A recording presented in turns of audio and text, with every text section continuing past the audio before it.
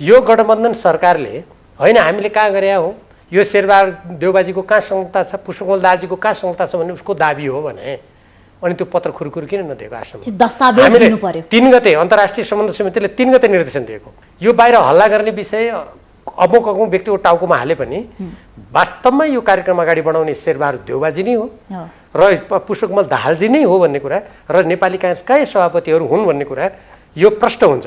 यदि यो होइन भन्नुहुन्छ भने त एउटा उखान छ नि, डाडु पुन्यु त उहाँहरूकै हातमा हुन्छ। अहिले सरकारमा उहाँहरू होइन, ल्याउनुहोस् न त तथ्य। वास्तवमा उहाँ यसलाई अगाडि बढाउन चाहनुहुन्थ्यो।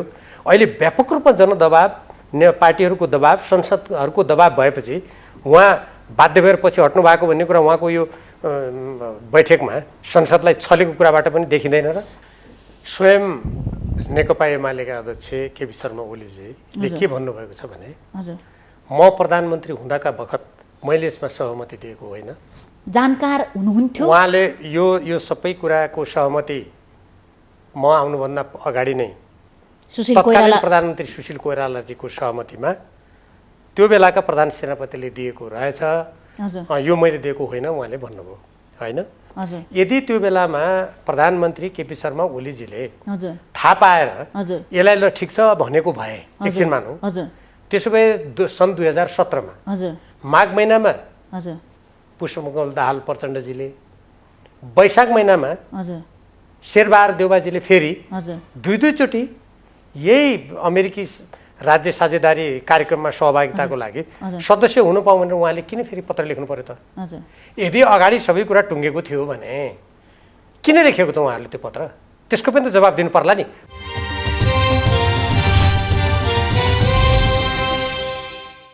नमस्कार, खरो प्रश्नमा यहाँलाई स्वागत छ। सधैँभरि नेपालको भू राजनीतिक संवेदनशीलता र परराष्ट्र नीतिका विषयमा चर्चा हुने गरेको छ।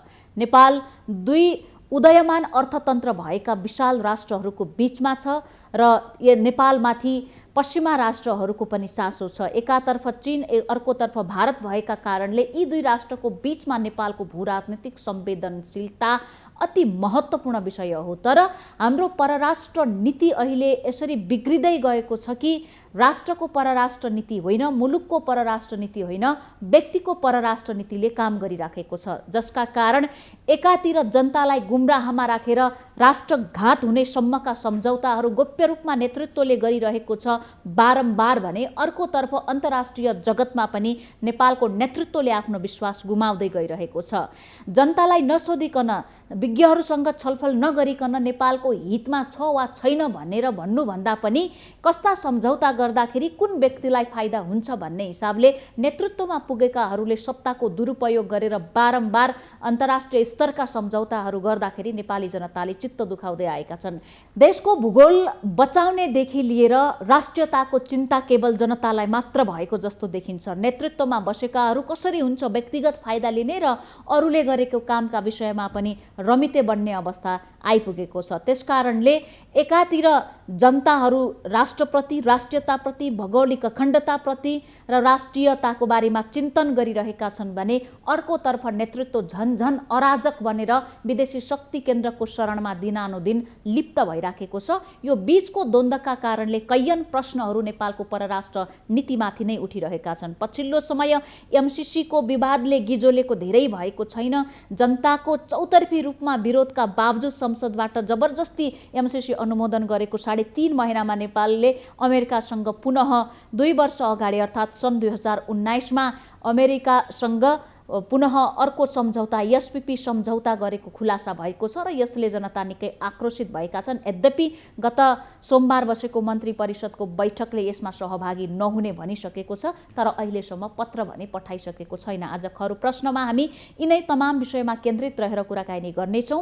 यसका लागि हामीले हाम्रो स्टुडियोमा निम्ताएका छौँ नेकपा एमालेका प्रभावशाली नेता तथा पूर्व उपप्रधानमन्त्री डाक्टर भीम रावल। डाक्टर साहब, स्वागत छ यहाँलाई। धन्यवाद। अहिले जुन यो स्टेट पार्टनरशिप प्रोग्रामको सम्झौता भएको विषयमा जुन चर्चा चलेको छ, यद्यपि नेपाल सरकारले त्यसमा सहभागी नहुने भनेर भनिसक्यो, सधैँभरि जनतालाई गुमराहमा राखेर विदेशी शक्ति केन्द्रसँग, अन्य राष्ट्रसँग सम्झौता गर्ने, सम्बन्धित देशका दूतावासले सम्झौता पत्र सार्वजनिक गर्ने अनि जनतालाई चिडाइराख्ने, आफ्नो राष्ट्र हित विपरीतका सम्झौता हुने क्रमले तीव्रता पाइराखेको छ। यसको सङ्केत के हो? हामी कता जाँदैछौँ? यो तपाईँले साह्रै महत्त्वपूर्ण प्रश्न गर्नुभयो।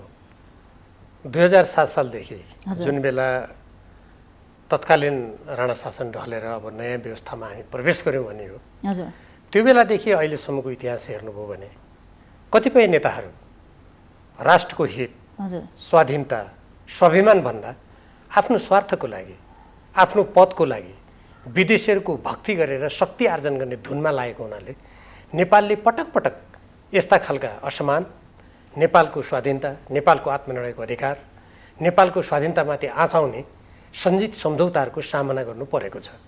आज जुन अमेरिकी राज्य साझेदारी कार्यक्रम, अङ्ग्रेजीमा स्टेट पार्टनरसिप प्रोग्राम भनिन्छ, छोटकरीमा एसपिपी भनेर चर्चित भएको छ, यसको यो घटना पनि त्यही नै हो।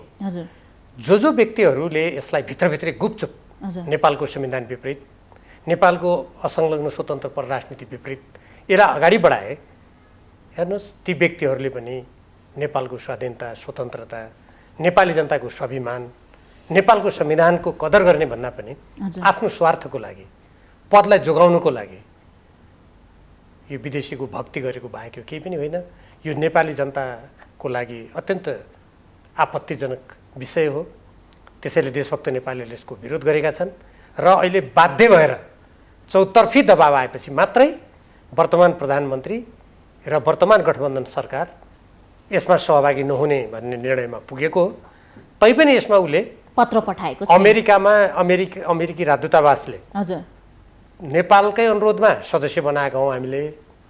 यदि सदस्य नहुने हो भने अमेरिकाले रद्द गर्नुपर्छ भन्ने जुन भाषा प्रयोग गरेको छ, नेपाल सरकारले यति ठुलो विरोध भइसकेपछि हामी अब कसैको सैनिक गठबन्धनमा हामी सामेल हुँदैनौँ भनेर प्रधानमन्त्रीदेखि त्यो यो गठबन्धन सरकारका मन्त्रीहरूले समेत भनिसकेपछि, यो सरकारमा सामेल भएका राजनीतिक दलका नेताहरूले समेत भनिसकेपछि अमेरिकनहरूले खोजेको जस्तै, अमेरिकी सरकारले खोजेको जस्तै हामी पहिले सदस्यता जे भए पनि अब त्यो खारेज हुन्छ, हामी त्यसमा संलग्न छैनौँ भनेर अहिलेसम्म खुलस्त ढङ्गले पत्र पठाएर नेपाली जनतालाई यो सरकारले जानकारी गराएको छैन। अब नेपालमा भर पर्यो, अमेरिकाले च्वाइस हामीलाई दिएको छ, हामीले छनौट गर्ने भन्ने कुरा होइन। यहाँ समेत रहेको अन्तर्राष्ट्रिय सम्बन्ध समितिमा केही दिन अगाडि प्रधान सेनापतिले के स्वीकार गर्नुभयो भने अमेरिकी जुन यो स्टेट पार्टनरसिप प्रोग्राम छ एसपिपी, यसमा सम्झौता भइसकेको र यसबाट केही सामग्रीहरू आइराखेको र आउने क्रममा पनि रहेको भनेर भनिसक्दाखेरि यसको अलिकति पृष्ठभूमिमा जान खोजे। 2072 सालमा यहाँको पार्टी तत्कालीन समयमा नाकाबन्दीको सामना गर्यो, यहाँको पार्टीको नेतृत्वको सरकारले भनेर यहाँका पार्टी अध्यक्ष केपी शर्मा ओली र तत्कालीन सरकारको खुब चर्चा भयो, लोकप्रियता पनि कमायो। तर यसको ब्याकग्राउन्ड बुझ्ने हो भने सोही समयमा 2015 को अक्टोबर 27 मा केपी शर्मा ओली प्रधानमन्त्री भएको 15 दिनपछि तत्कालीन प्रधान सेनापति राजेन्द्र छेत्रीको लिखित निवेदनमा अनुरोधमा यो नेपालस्थित अमेरिकी दूतावासमा गएको रेकर्डले देखाउँछ, तथ्यले देखाउँछ भनेपछि यहाँहरू तत्कालीन समयमा ढोङ्गी राष्ट्रवादी बनिराख्नु भएको थियो कि यहाँहरू बेखबर हुनुहुन्थ्यो यो बारे? स्वयं नेकपा एमालेका अध्यक्ष केपी शर्मा ओलीजीले के भन्नुभएको छ भने, म प्रधानमन्त्री हुँदाका बखत मैले यसमा सहमति दिएको होइन। जानकार हुनुहुन्थ्यो उहाँले यो सबै कुराको सहमति म आउनुभन्दा अगाडि नै तत्कालीन प्रधानमन्त्री सुशील कोइरालाजीको सहमतिमा त्यो बेलाका प्रधान सेनापतिले दिएको रहेछ, यो मैले दिएको होइन उहाँले भन्नुभयो होइन। अब उहाँले प्रधानमन्त्री भएर आइसकेपछि उहाँलाई यसरी यो राज्य साझेदारी कार्यक्रम भएछ कि छैन कि भनेर प्रधान सेनापति वा कसैले जानकारी गराएन, त्यो त उहाँलाई थाहा हुने कुरा भयो होइन। मैले यो गरेको होइन भन्ने कुरा उहाँले भन्नुभएको छ, एउटा कुरा। दोस्रो, यदि त्यो बेलामा प्रधानमन्त्री केपी शर्मा ओलीजीले थाहा पाएर यसलाई ल ठिक छ भनेको भए, एकछिन मानौँ, त्यसो भए सन् 2017 मा माघ महिनामा पुष्पकमल दाहाल प्रचण्डजीले, वैशाख महिनामा शेरबहादुर देउवाजीले फेरि दुईचोटि यही अमेरिकी राज्य साझेदारी कार्यक्रममा सहभागिताको लागि सदस्य हुनु पाऊँ भनेर उहाँले किन फेरि पत्र लेख्नु पर्यो त? यदि अगाडि सबै कुरा टुङ्गेको थियो भने किन लेखेको त उहाँहरूले त्यो पत्र? त्यसको पनि त जवाब दिनु पर्ला नि। म यो टुङ्ग्याउँछु, जवाब दिनु पर्ला नि। त्यसकारण हामीले अन्तर्राष्ट्रिय सम्बन्ध समितिबाट के भनेका छौँ भने, सबभन्दा पहिले अमेरिकाले भने जस्तै, अमेरिकी राजदूतावासले भने जस्तै नेपालले सदस्य नहुने हो भने, हामी सदस्य हुन्नौँ भनेर हामीलाई भन्यो भने नेपालको इच्छा हो भनिसकेपछि वर्तमान प्रधानमन्त्री र गठबन्धन सरकारले तुरुन्तै यसमा कुनै लामो दायाँ बायाँ घुमाउरो कुरा नगरी नेपाल अब अमेरिकी राज्य साझेदारी कार्यक्रमको सदस्य हुन चाहँदैन भनेर उसले पत्र तुरन्त पठाउनुपर्छ, एउटा कुरा त्यो। दोस्रो, यो कसले गरेको थियो, यस्तो काम कसले गरे रहेछ, किन गरे रहेछ भन्ने जुन जनतामा जिज्ञासा छ, यसको निराकरणको लागि अन्तर्राष्ट्रिय सम्बन्ध समितिले, परराष्ट्र मन्त्रालय, रक्षा मन्त्रालय, नेपाली सेनाले यस सम्बन्धमा के पत्राचार गर्यो, सबै पत्र हामीलाई देऊ भनेर निर्देशन दिएको छ। प्रधानमन्त्रीलाई पनि बोलाइयो, प्रधानमन्त्रीलाई पनि बोलाएँ। म पहिले पत्रको कुरा गर्छु।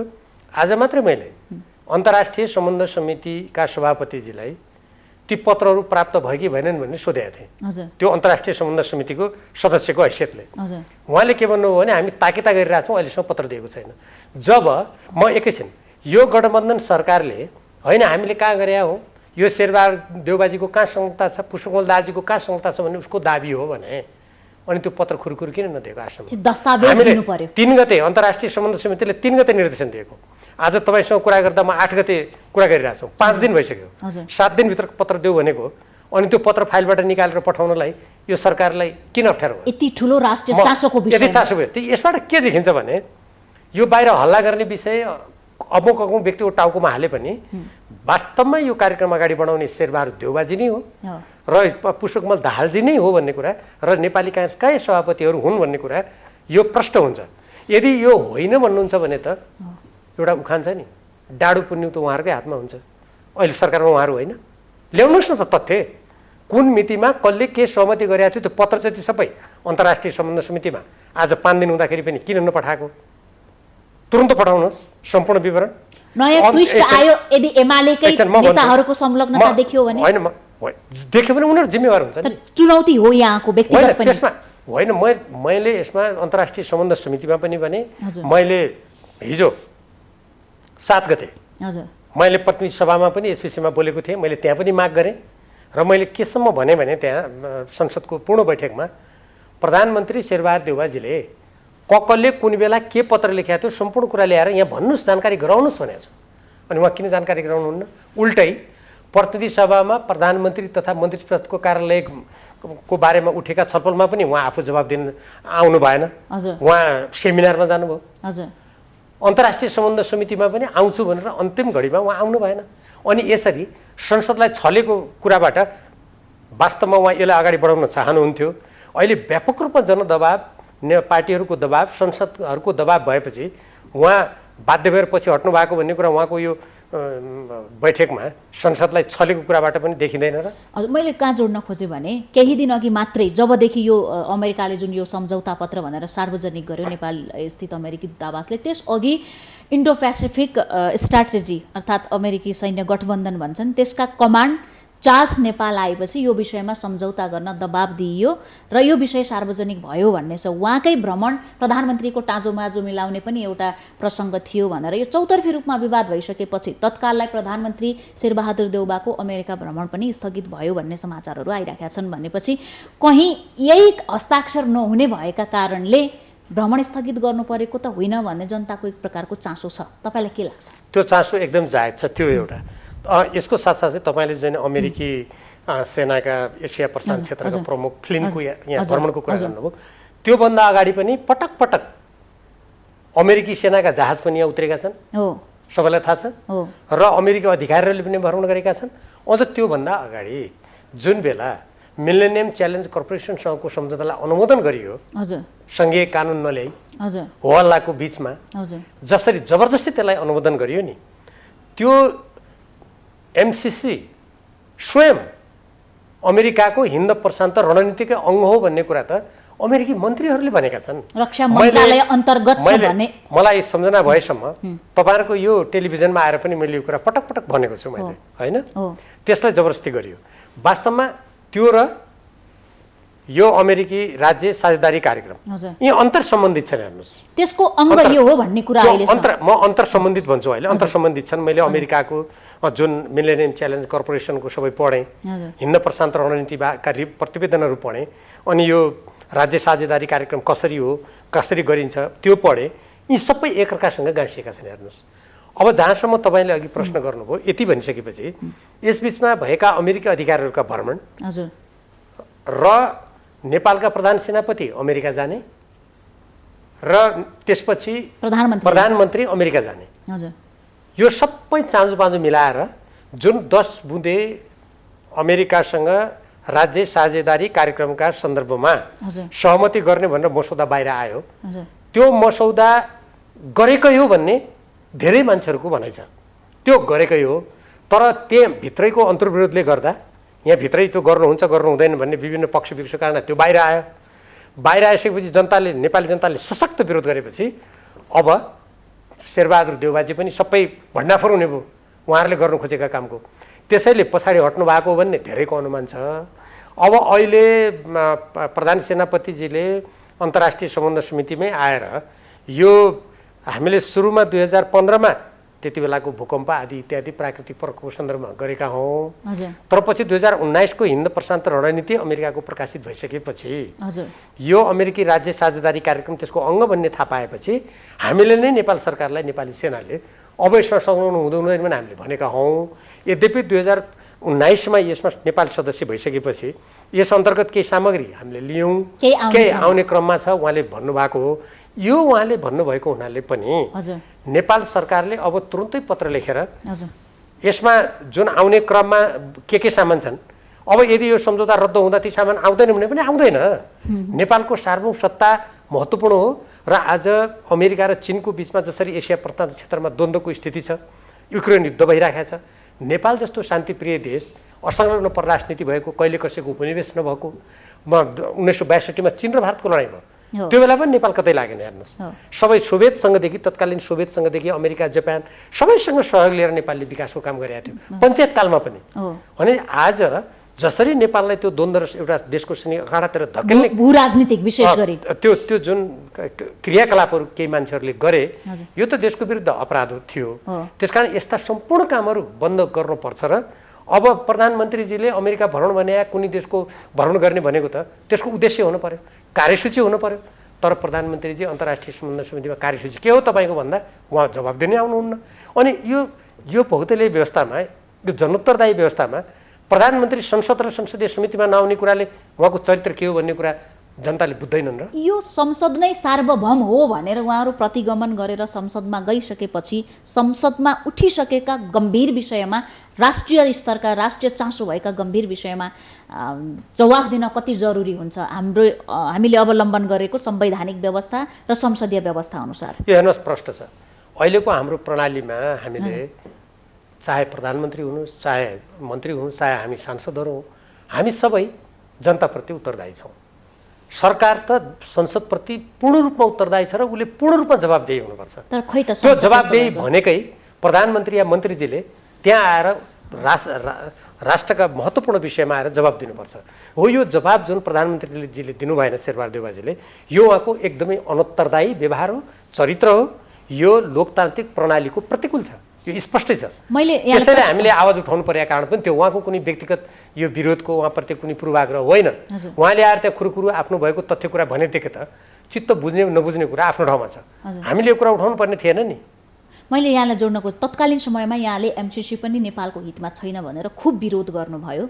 एमसिसी पनि तत्कालीन अहिलेको नेतृत्वले के भन्यो भने यो नितान्त आर्थिक सहयोग हो भने भर्खरै मात्र तपाईँले भन्नुभयो कि यो अमेरिकी सैन्य गठबन्धनसँग अन्तर सम्बन्धित छ भनेर अहिलेको यो एसपिपी हो भनेर स्वयं नेपालका प्रधान सेनापतिले पनि भनिसक्नुभयो, संसदीय समितिमा भनिसकेको अवस्थामा हाम्रा नेपालका परराष्ट्र मन्त्री डाक्टर नारायण खड्काले हल्का रूपमा के भन्नुभएको छ भने यो विपद व्यवस्थापन हो, आगलागी नियन्त्रण हुन्छ, पहिरोमा उद्धार गरिन्छ र केही भूकम्पमा उद्धार तथा राहत वितरण गरिन्छ भने हामीले यति गर्नलाई नेपालमा आगो लाग्छ अमेरिकाबाट सेना बोलाएर आगो निभाउने, नेपालमा भूकम्प जान्छ अमेरिकाबाट सेना ल्याएर उत्खनन गरेर उद्धार गर्ने, नेपालमा पहिरो जान्छ अमेरिकाबाट लिएर उद्धार गर्ने अवस्थामा हामीले आफ्नो राष्ट्रको अस्मितामाथि नै प्रहार गर्ने कमजोर अवस्थामा हौँ त। त्यसो भए या परराष्ट्र मन्त्रीले यसो भन्न मिल्छ त, तथ्यले एउटा कुरा भनिराखेको अवस्थामा यो केही पनि होइन, यो केही पनि होइन भन्ने हाम्रो एउटा चलन छ ठुलो ठुलो स्वरमा।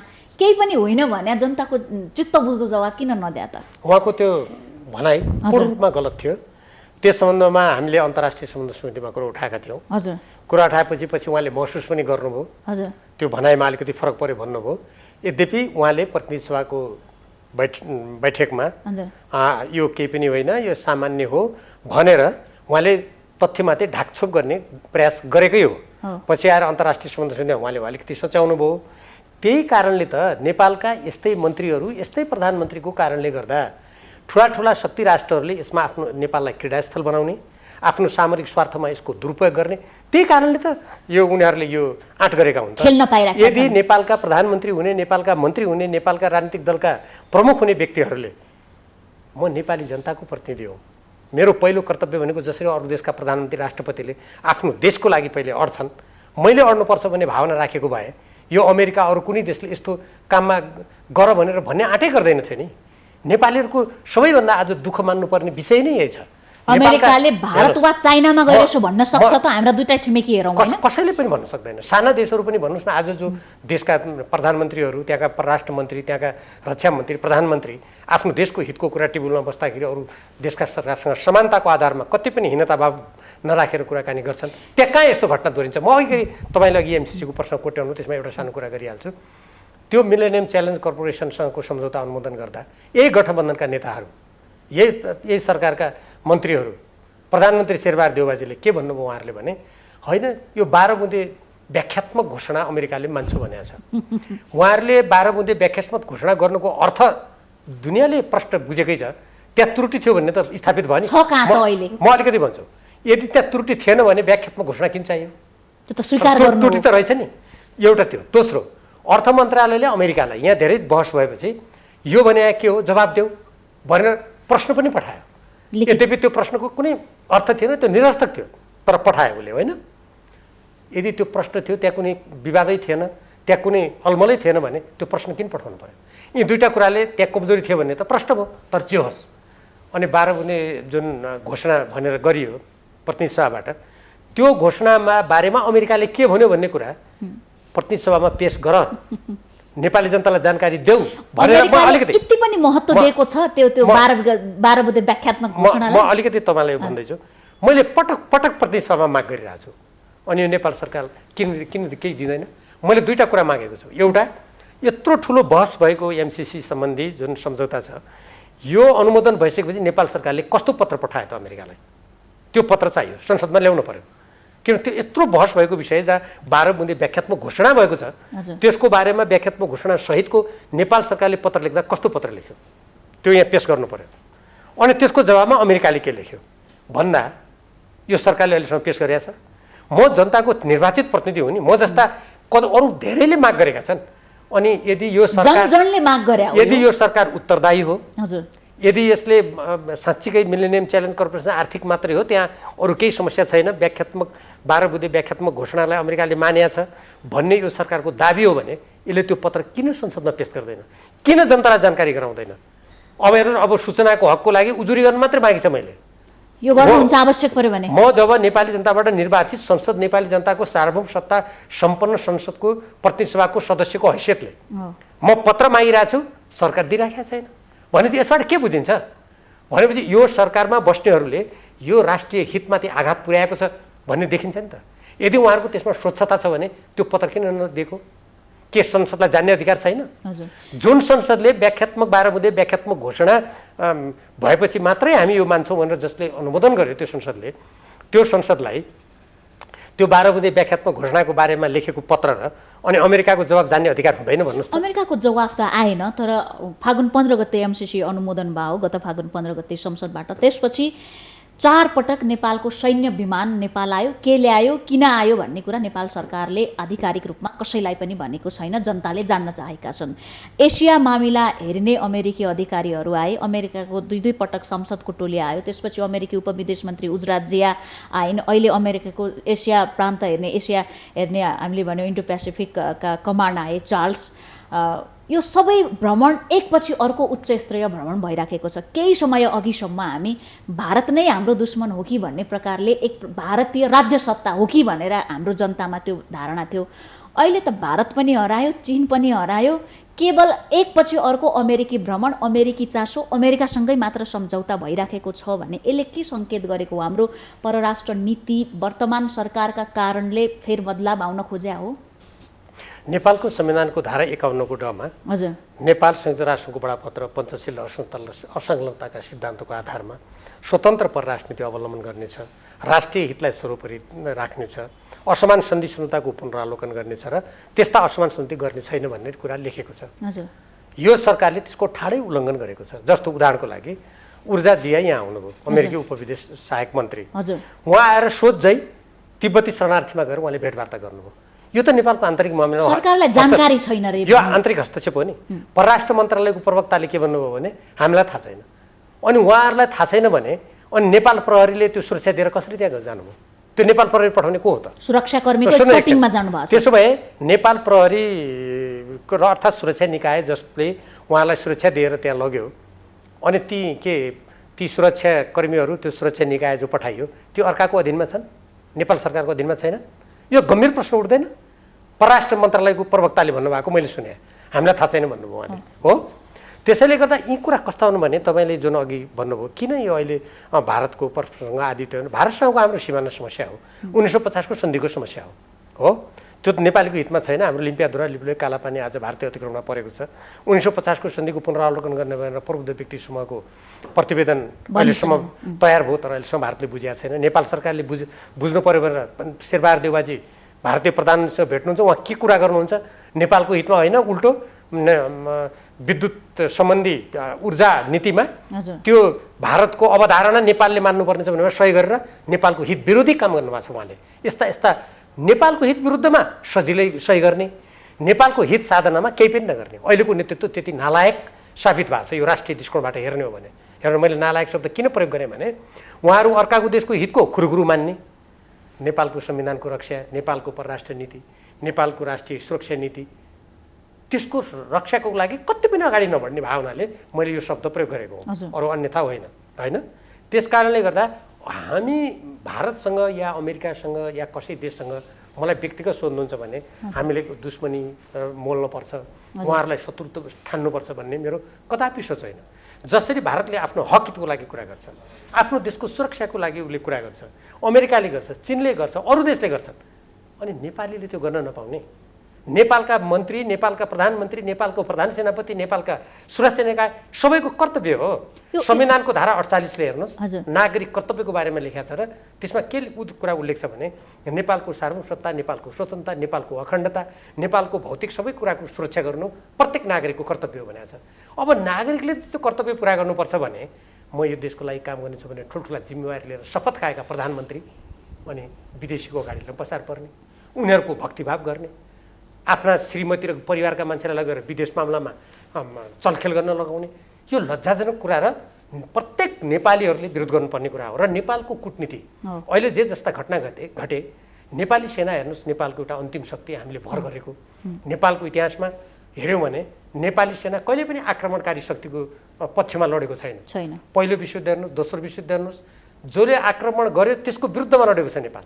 शान्ति स्थापनार्थ लडेको, विश्वभरि शान्ति कायम गर्न संयुक्त राष्ट्र अन्तर्गत विश्व शान्ति कायम गर्नको लागि नेपालले भूमिका खेलेको छ।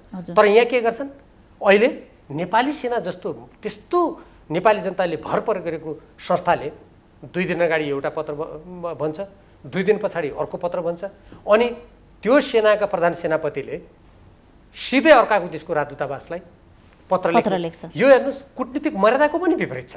त्यसैले एउटा त्यो भयो। दोस्रो, परराष्ट्र मन्त्रालय एमसिसी गर्यो, अर्थ मन्त्रालयले सारा काम गर्यो, परराष्ट्र मन्त्रालयलाई थाहा छैन भन्छ।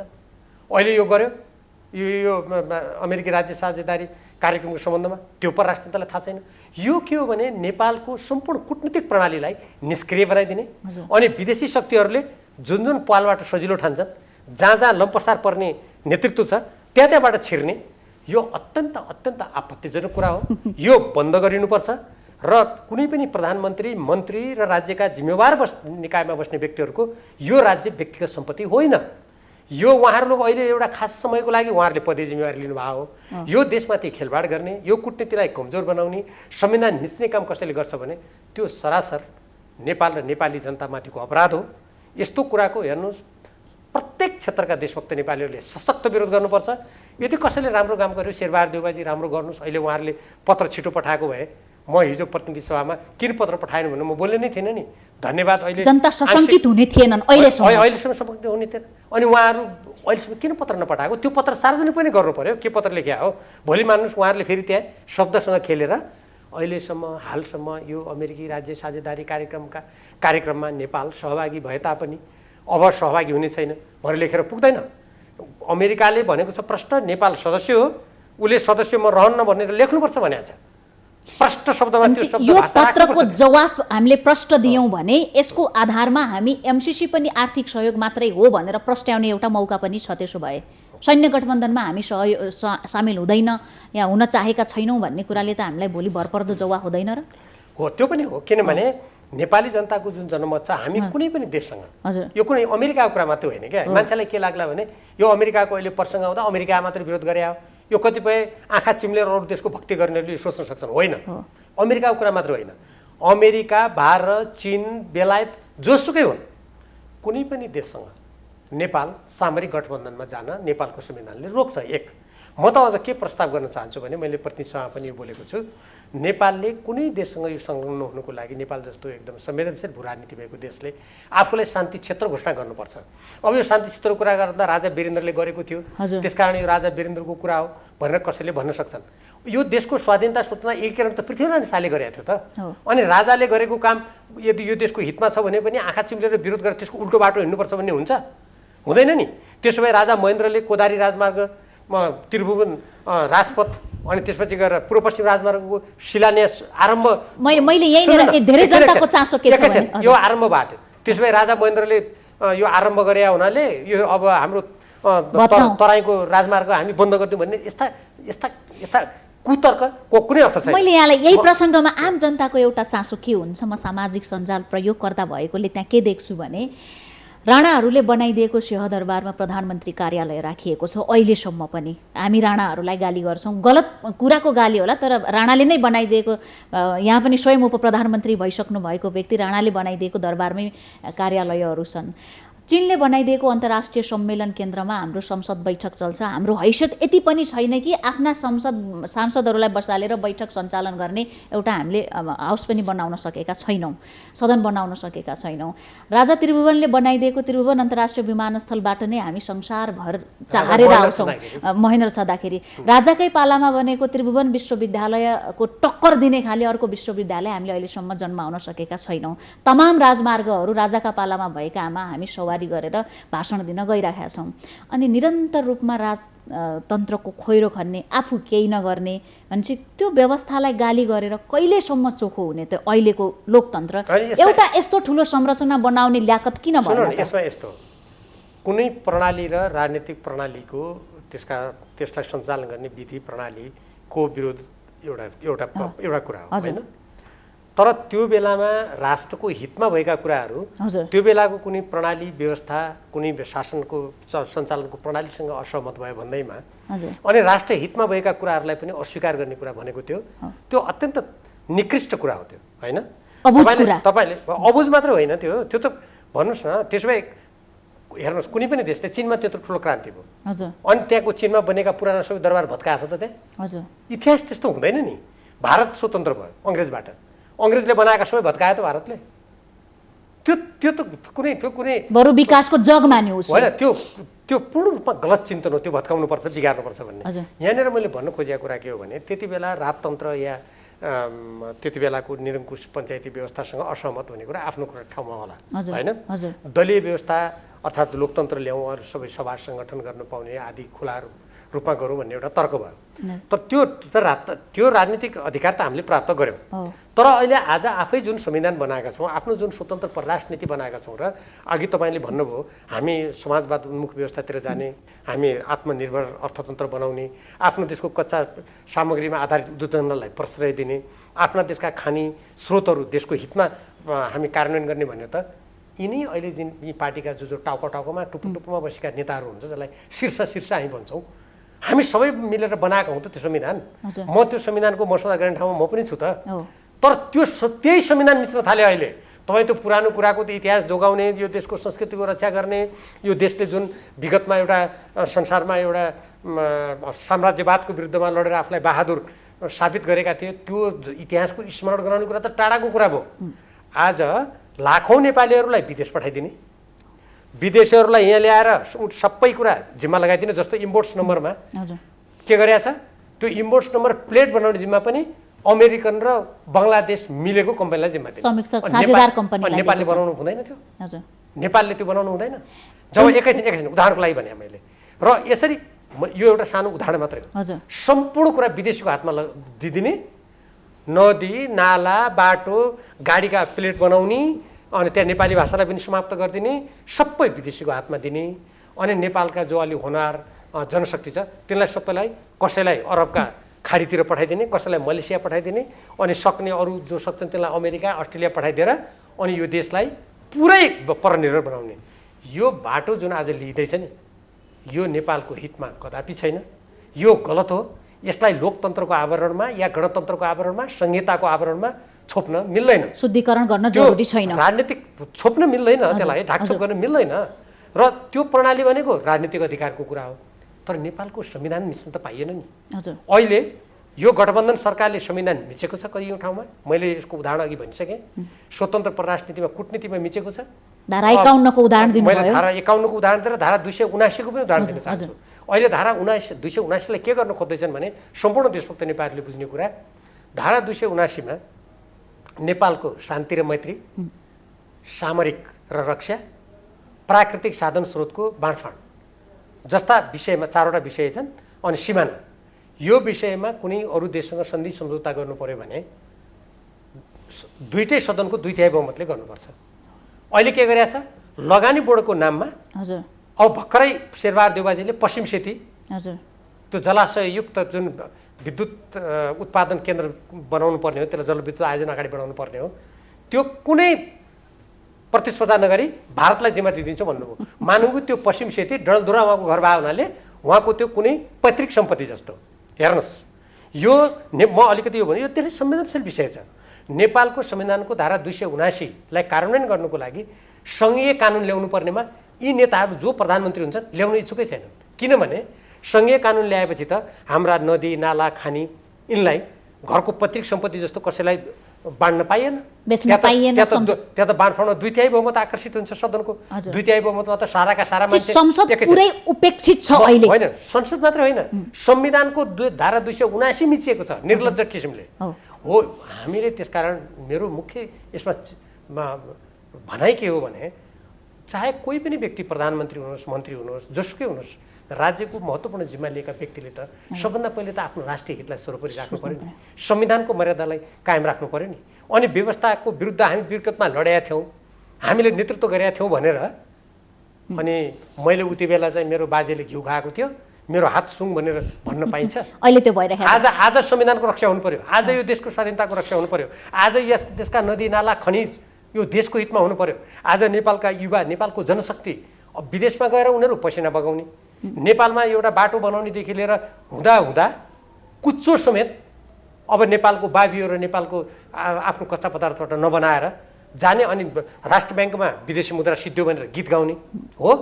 अनि हामीसँग जनशक्ति छैन, सडक बनाउने श्रमशक्ति छैन भनेर भन्ने, अनि खेती बाँझो राख्यो भने तिमीलाई 1 लाख जरिवाना गर्छु भन्ने, सारा युवा जनशक्तिलाई विदेश जा भन्ने। अनि त्यो 1 लाख जरिवाना गर्छु भनेको के हो थाहा छ तपाईँलाई? त्यो भनेको किसानहरूलाई सारा जमिन जग्गाबाट उनीहरूलाई बेदखली गरिदिएर त्यो पनि विदेशी कम्पनीलाई नेपालको भूमि उनीहरूको हातमा पुर्याउने षड्यन्त्रको एउटा अङ्ग हो यो। त्यसैले हेर्नुहोस्, नेपाल अहिले म के देख्दैछु भने नि, नेपाल राज्य यति कमजोर, यति विदेशीको भक्ति, यति लम्परसारवादी नेतृत्व मलाई त नेपालको इतिहासमा, यो आधुनिक इतिहासमा कहिले भयो जस्तो लाग्दैन। मैले एउटा हाँसोको प्रसङ्ग छ, मैले सामाजिक सञ्जालमा देखेको कि श्रीमतीले किसित गरेपछि यो मुसिबत भनेर हिन्दी शब्दमा भनेको छ आइयो भनेर उसले जवाफ दिन्छ कि मुसिबत लिन त बाजा बजाएर तिमी गएको थियौ, म आफै आऊ यो घरमा भनेर। यही प्रसङ्ग विदेशी हस्तक्षेप भयो भयो भयो भयो भनेर हामीले भनिराखेका छौँ।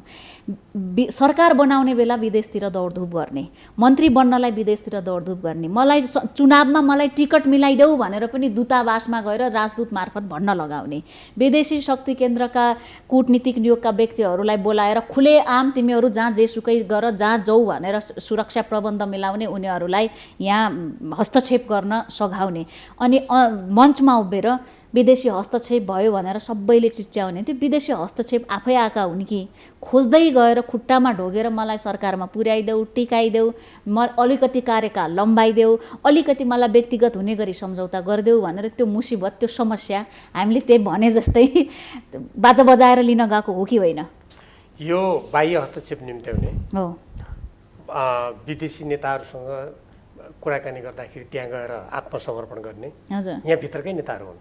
कमजोरी बढी हाम्रो छ, त्यो निम्त्याउ गर्ने उनीहरू नै हुन्। हजुर, त्यसकारण मूल कमजोरी भनेको जसले यो शासन सत्तालाई अगाडि बढाउने जिम्मा लिएका छन्, जसको हातमा त्यो मुख्य अधिकार छ, जसले ठाउँ ठाउँमा जहाँनिर त्यस्ता सम्झौतामा जसले भूमिका खेल्न पाउँछन्, जसले त्यो गलत काम गरेका छन्, मुख्य जिम्मेवार उनीहरू हुन्। तर सँगसँगै कुरा के हो भने कहिलेकाहीँ देश कमजोर हुन सक्दछ।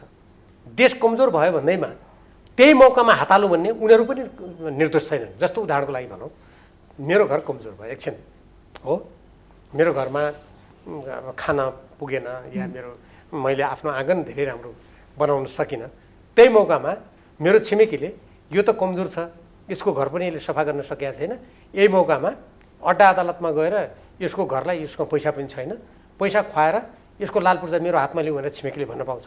पाउँदैन। हो, यहाँ दुईटै कुरा छ। मुख्य रूपमा त मेरै कमजोरी छ, निम्त्याउनेको कमजोरी भयो। मैले मेरो भनेको मतलब मुख्य रूपमा देशभित्रको नेतृत्वको कमजोरी छ।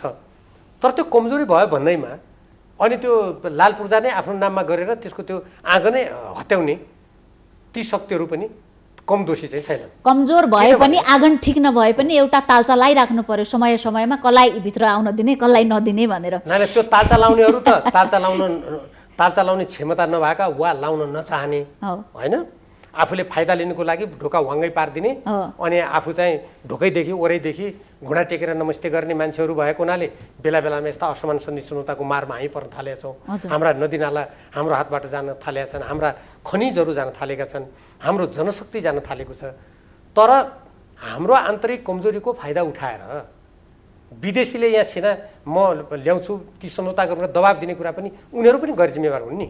जस्तो भन्नु सबै देशले त त्यस्तो गरेको छैन नि। उनीहरू गैर जिम्मेवार हुन्, तर खेल्नेले खेल्न खोज्दाखेरि खेल्न दिने भनेको अझ बढी गैर जिम्मेवार हाम्रो नेतृत्व भयो।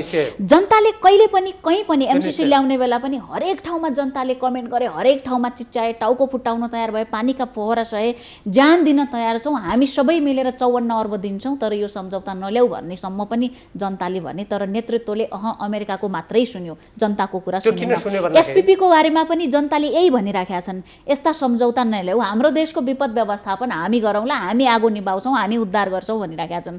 होइन, अमेरिकी सेना आएर नै उद्धार गर्नुपर्छ, यो व्यवस्थापन चाहिन्छ भनेर नेतृत्वले भनिराखेका छ भनेपछि जनभावना एकातिर, नेतृत्व अर्कोतिर किन हिँडिराखेको हो? त्यसकारण त मैले भन्छु नि, यस्तो खालको जसले क्रियाकलाप गर्छ ती व्यक्तिहरू न संविधानप्रति उत्तरदायी छन् न जनताप्रति उत्तरदायी छन्।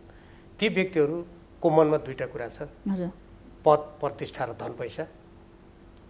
देशको संरक्षणको लागि जुनसुकै शक्तिको गाडी पनि लम्बसार पर्ने, यो पद प्रतिष्ठा धन चाहिने कति हो त? होइन, यो त तिनीहरूलाई सोध्नुपर्छ। त्यसैले मैले एउटा कविता लेखेको छु, घरिनालाई आयु हो कति घरिना तिम्रो कतिले अगाउँछौ। मार्मिक छ। मेरो कविताको एउटा शीर्षक छ। त्यो कविताको मैले तल अन्तिममा लेखेको छु, जनजनको आवाज, देशको चित्कार यसरी गुन्जिन्छ। जनजनको पुकार, देशको चित्कार यसरी गुन्जिन्छ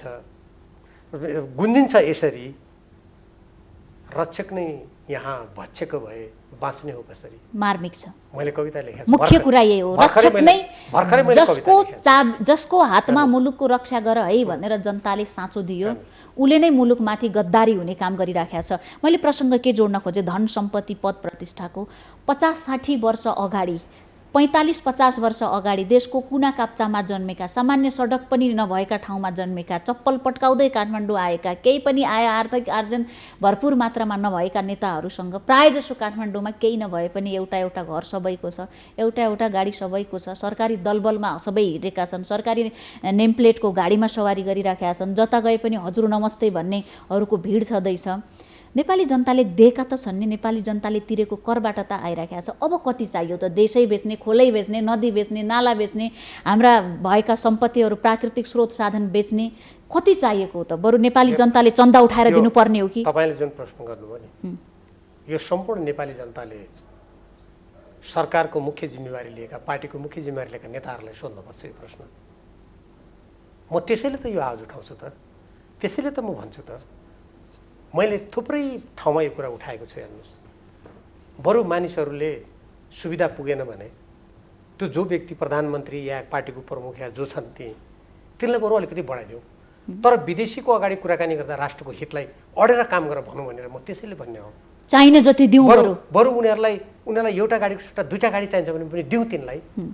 तर तिनीहरूले कुरा गर्दा नेपालको स्रोत, नेपालको इज्जत, नेपालको सुरक्षालाई दाउमा राखेर तिनले चाहिँ घुँडा नटेकुन् भन्ने मेरो पनि चाहना हो। समय कम छ, हामी राजतन्त्रलाई गाली गर्छौँ। पूर्व राजा ज्ञानेन्द्र राजदरबार छोडेर पनि शान्त भएर कहिले कुनै पार्टीमा नाचेको देख्छु, कहिले काहीँ वनभोज गएको देख्छु, जङ्गलतिर गएर घुमिराख्नु भएको छ, एक प्रकारको मेडिटेसन लिइराख्नु भएको छ। पशुपति शमशेर यही सिंहदरबारमा जहाँ प्रधानमन्त्री कार्यालय छ, नाति कर्णेलको रूपमा जन्मेको व्यक्ति राणा शासन गयो, शान्त भएर ग्यासको व्यापार गरिराख्नु भएको छ। केही मिलिहाल्छ कि भनेर राजनीतिमा यताउता शान्त तरिकाले हिँडिराख्नु। उहाँहरू यस प्रकारको, मैले नराम्रै शब्द प्रयोग गरेँ, नेतामा देखिए जस्तो दरिद्रता उहाँहरूमा अहिले पनि न प्रतिष्ठाको, पदको, न सत्ताको देखिएको छ। यद्यपि कोसिस गरिराख्नु भएको छ, तर शान्त तरिकाले। तर नेताहरूलाई फेरि मैले दोहोऱ्याउन चाहेँ, केही नभएका नेताहरूलाई पनि धेरै थोक छ र पनि नगाउने भनेपछि त यो असीमित दरिद्रता भएन? होइन, यसलाई म कसरी हेर्छु भने, अब तपाईँले नाम लिएका व्यक्तिहरूले के गर्नुभयो, कसो उहाँहरू राम्रो हुनुहुन्छ भन्ने मेरो प्रश्नको आशय होइन। म एकछिन उहाँहरूको इतिहास के छ, कस्तो छ, म त्यता अहिले जान चाहन्न। र अर्को कुरा के हो भने, जुन तपाईँले गाली भन्नुभयो भने, गाली कसलाई किन गर्ने? इतिहासमा विभिन्न मान्छेहरूको आफ्नो भूमिका थियो होला, ती व्यवस्था पल्टे के भयो, त्यति बेलाको कुरा त्यो भयो। आजको आवश्यकता के हो भने, जुन हामीले नेपालको संविधान बनायौँ र अहिले जुन घोषित कुराहरू छन्, दलका घोषित कुरा छन्, संविधानका घोषित कुरा छन्, त्यसलाई कार्यान्वयन अहिलेका राजनीतिक दलका नेताहरू र सरकारमा बस्नेहरूले गर्ने कि नगर्ने प्रश्न यहाँ छ। नगर्ने भन्ने प्रमाणित भइसक्यो, अब के गर्ने भन्ने पनि आउला नि त। यो एउटा कुरा, एउटा प्रश्न त्यो छ। दोस्रो प्रश्न के छ भन्दाखेरि, चाहे म हुँ चाहे अरू कोही व्यक्ति होस्, आफ्नो योग्यताको प्रदर्शन अर्कालाई गाली गरेर हुन सक्दैन। हामीले आफ्नो देशको स्वाधीनतालाई विगतका असमान सन्धिजौता हामीले खारिज गरेको हुनु पर्यो। हामीले नदी नाला आफ्नो स्रोत देशको राष्ट्रिय हितमा प्रयोग गरेको हुनु पर्यो। कुनै पनि देशको अगाडि नझुकेर, जसरी हामी कहिले कसैको अधीनमा गएनौँ। हिजो बेलायतको संसारभरि साम्राज्य थियो, तर हाम्रा पुर्खाले त गढी र किल्लाहरूमा लडेर यो देशको स्वाधीनता जोगाए नि, त्यो इतिहास हो नि हाम्रो।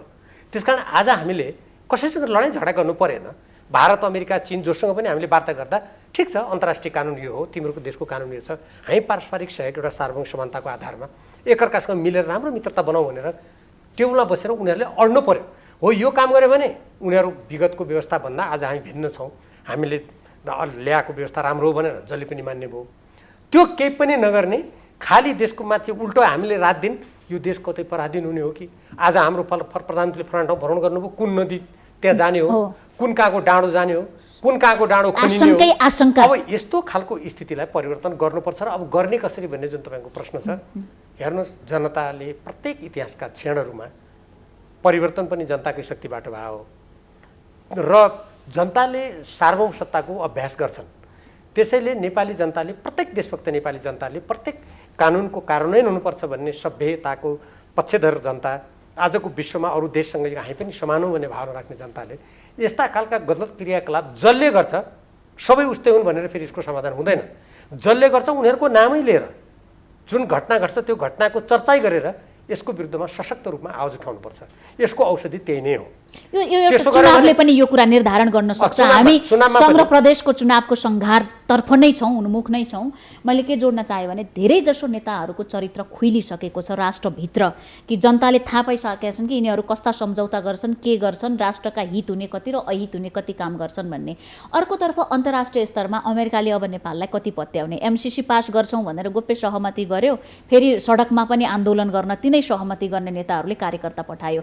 अहिले SPP सम्झौता पनि गर्यो, यो त हाम्रो सरोकारको विषय होइन, हामी यसमा सहभागी हुँदैनौँ भनेर विभिन्न फोरममा तिनै नेताहरू बोलिराखेका छन् भने यिनीहरू त देशभित्र पनि बेनकाब भइसके, देश बाहिर पनि विश्वास गुमाउँदैछन् भनेपछि चुनावमा जनताले ठेगान लगाइदिए पनि हुन्थ्यो। तर निर्विकल्प रूपमा फेरि भोट हुनेहरूलाई नै आउँदो रहेछ। चुनावमा केही सुझाव छ यहाँको? तपाईँले अघि जुन चर्चा गर्नुभयो नि, यसले हाम्रो देशको कूटनीतिलाई अत्यन्त कमजोर र फितलो बनाएको छ, मजाकको पात्र बन्दैछ। यो धेरै दुःखको कुरा हो।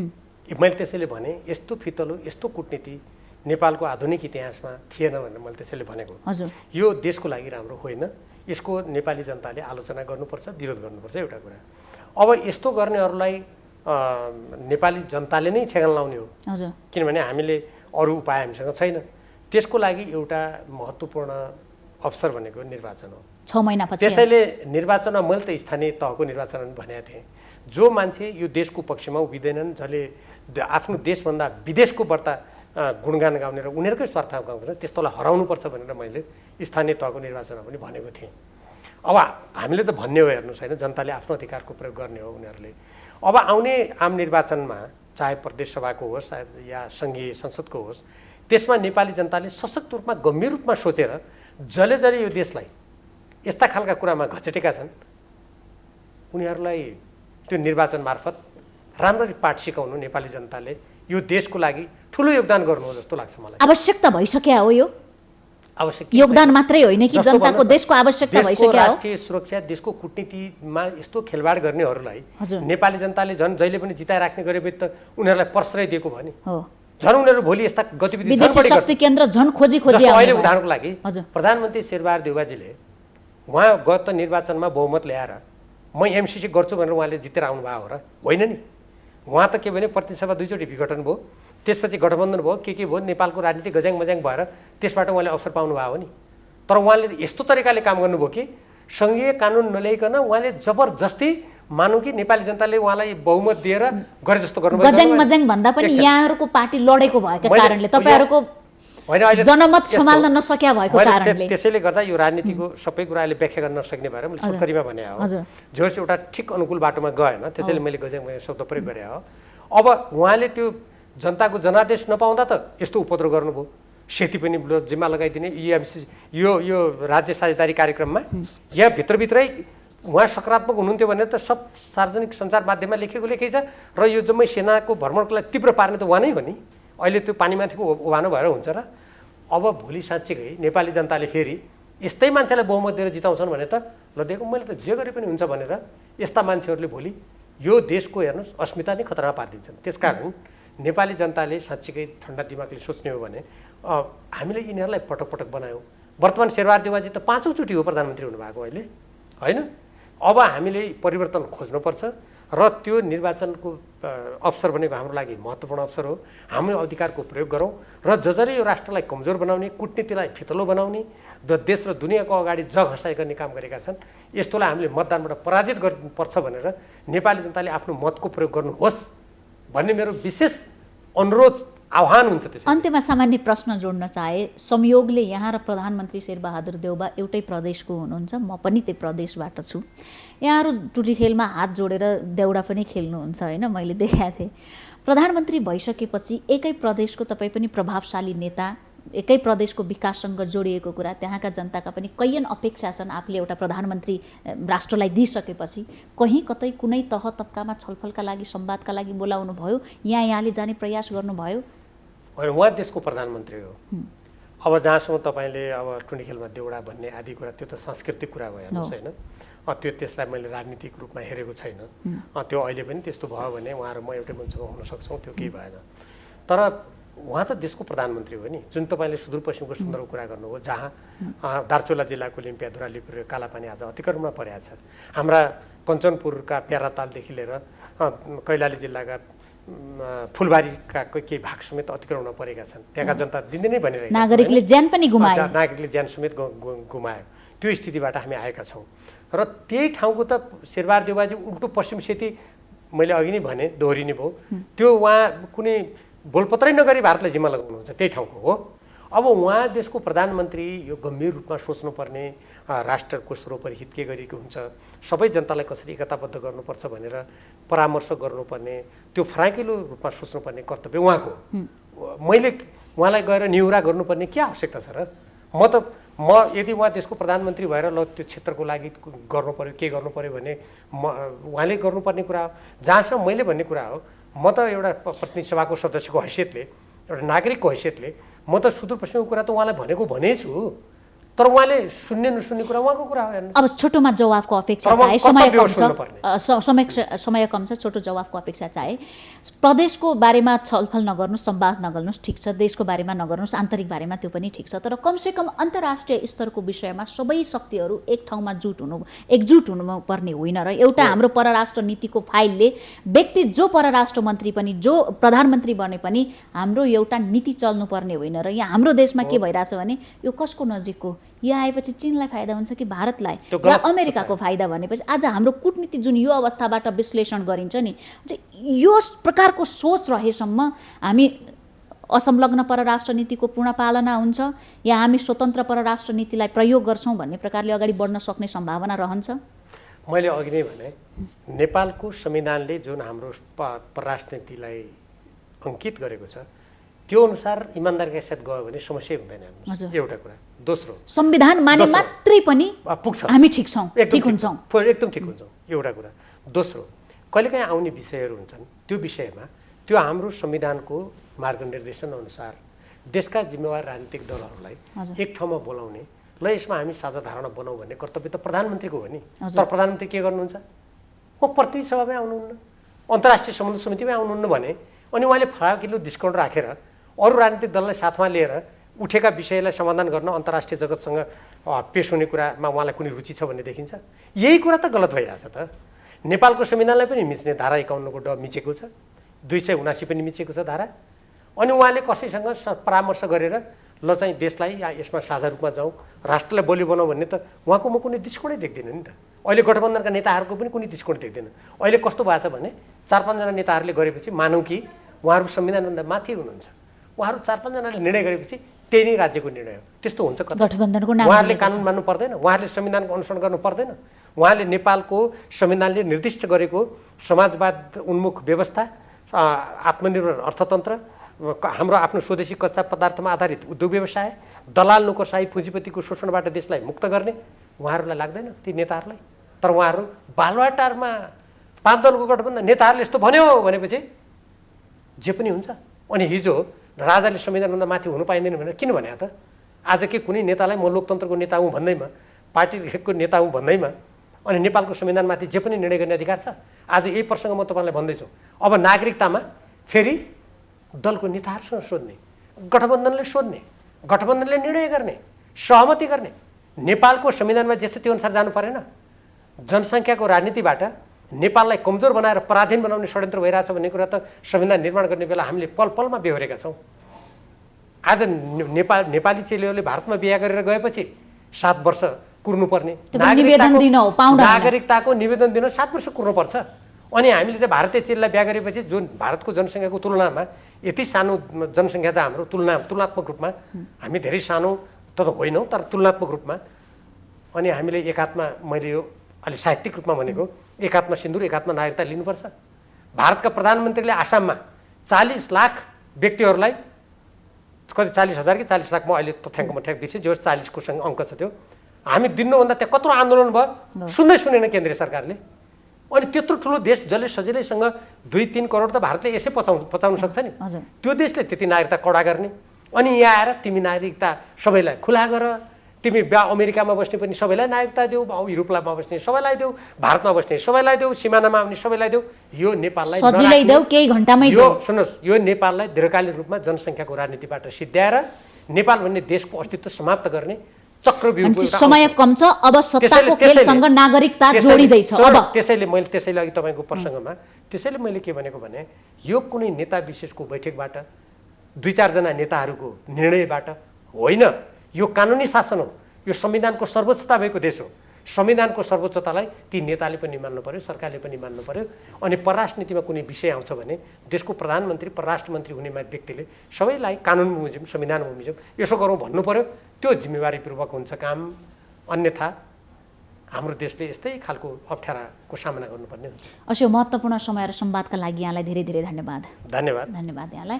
हामी खरो प्रश्नमा थियौँ। खास गरी नेपालले अमेरिकासँग अमेरिकी स्टेट पार्टनरसिप प्रोग्राममा संलग्न हुनका लागि नेपालकै अनुरोधमा 2019मा सम्झौता भएको भनेर केही दिन अघि मात्रै नेपालस्थित अमेरिकी दूतावासले उक्त सम्झौता पत्र सार्वजनिक गरिसकेपछि यस विषयमा चौतर्फी रूपमा सरकारको आलोचना भइसकेको छ र सरकारले जनताको दबावकै कारण गत सोमबार बसेको मन्त्री परिषदको बैठकले यो एसपीपीमा सहभागी नहुने भनेर निर्णय गरिसकेको छ। कूटनीतिक पहल गरेर पत्र पठाउने पनि भनेको छ। यद्यपि पत्र पठाइसकेको छैन र जनता अझै पनि यी तमाम सम्झौताहरूका विषयमा सशङ्कित भएको अवस्थामा नेपालको परराष्ट्र नीति दिन प्रतिदिन किन विवादित र किन सशङ्कित बन्ने अवस्थामा पुगेको छ, यसमा नेतृत्वको भूमिका कस्तो छ र समग्रमा राष्ट्रिय अस्मितामाथि नै प्रहार हुने अवस्था भइराखेको छ भनेर जुन हरेक जनताको जनजनमा उठेको एउटा प्रश्न छ, यसै विषयमा केन्द्रित रहेर नेकपा एमालेका प्रभावशाली नेता तथा पूर्व उपप्रधानमन्त्री डाक्टर भीम रावलसँग आज खरो प्रश्नमा कुराकानी गर्यौँ। खरो प्रश्नबाट आज हामी सबै बिदा चाहन्छौँ। नमस्ते।